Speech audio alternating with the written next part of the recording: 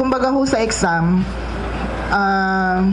yung pre-test, yung pre-test kay incoming President Duterte, kung pag-uusapan po yung mga positibong pahayag hinggil sa political prisoners at saka sa peace talks, pumasa na siya. We know that it is a difficult decision considering that there are militarists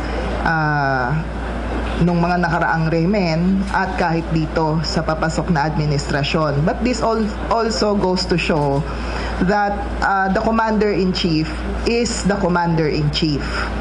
As long as he will pursue yung kanyang mga sinabi doon sa with regards to the peace process, and he will remain true to his previous pronouncements, and at least yung narinig ni tatay sa TV maging reality, then that we believe na magiging optimistic yung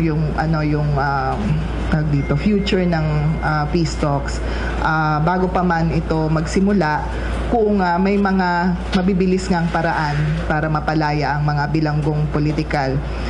We also have expressed our opposition dun sa appointment ni General Esperon and even General Ricardo Bisaya.